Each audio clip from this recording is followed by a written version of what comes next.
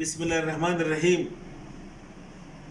I am Dr. Muhabullah Wazir, and now it was continuous that the ribs, which is forming the posterior, lateral, and anterior wall along with the sternum, posteriorly each rib articulate with the vertebra of its own and the vertebra above that, and then the rib also articulate at this facet. Look at this facet with the transverse process of the vertebra as well. In this way, each rib make three joints with the vertebra, two with the vertebra of its own and one with the vertebra above. And then the rib comes anteriorly, it comes anterolaterally in a curved manner, and these ribs, the upper seven, these articulates, look, this white, you can see these are the ribs, and then the anterior ends of the rib, it do not articulate with the sternum directly, but it articulates through these costal cartilages with the sternum. Posteriorly, the rib articulates with the vertebrae, while anteriorly, the rib articulates with the sternum, but through these costal cartilages. And these costal cartilages of rib 1, 2, 3, 4, 5, 6, and 7, it articulates. You look over here, please. Make it closer. The 1, 2, 3, 4, 5, 6, and 7 ribs, it articulates through the costal cartilage with the sternum, while the 6th, the 7th, 8th, and 9th and 10th, these ribs do not articulate with the sternum directly, but what it do?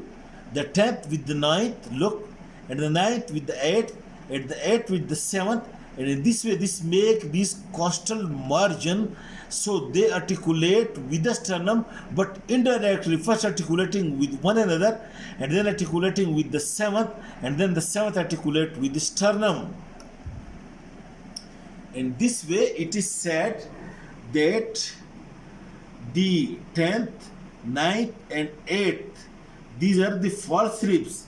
They do not connect with the sternum directly, but indirectly, and making this costal margin, which you can feel it very easily over here, and you will have to feel this costal margin for examination, for example, of the liver, of the gallbladder, or of the stomach, or of the spleen. This costal margin you will have to feel.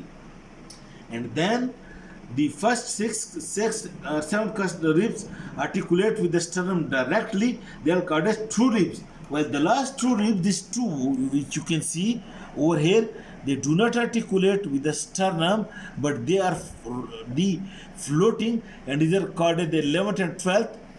These are called as floating ribs, and their tips are only being covered by the costal cartilage, only covered by the costal cartilage. Okay, and these 11th and 12th ribs, they are coming into the relation with the upper part of the kidney, upper pole of the kidney, and also of the spleen and of the liver, etc. Okay. Alright.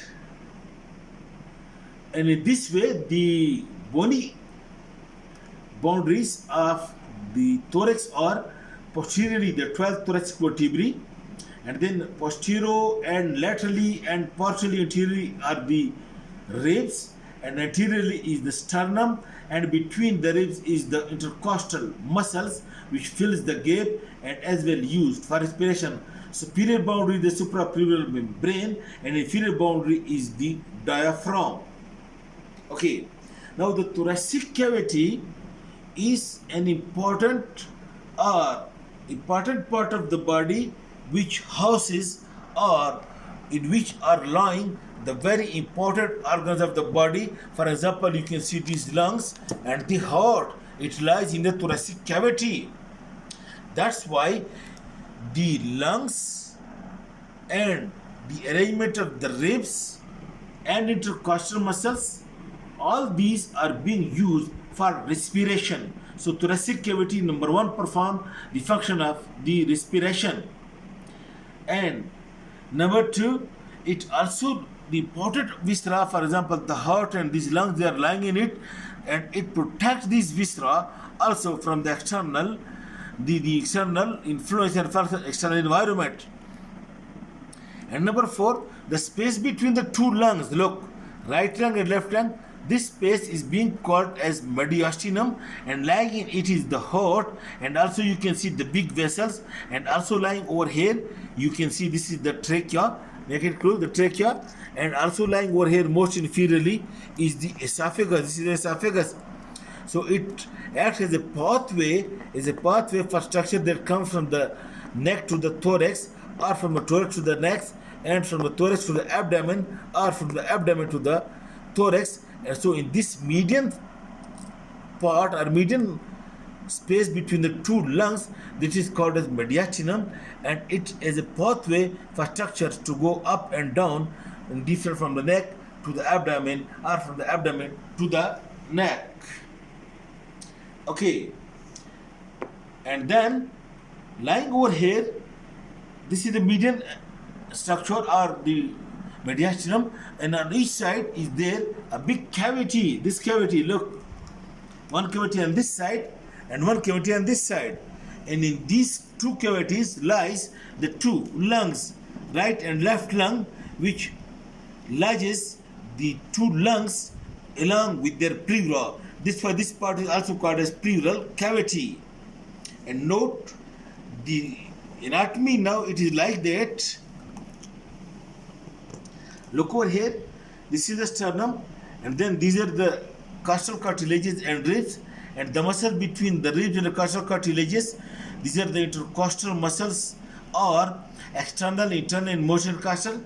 Then there is a loose connective tissue on the inner surface of these muscles, and then over here on the inner surface, it is being covered by the parietal pleura. Okay, and the parietal pleura is being attached with this thoracic wall by endothoracic fascia, which is the connective tissue. Okay, and now we will study these structures differently in each individual lecture. Thank you very much.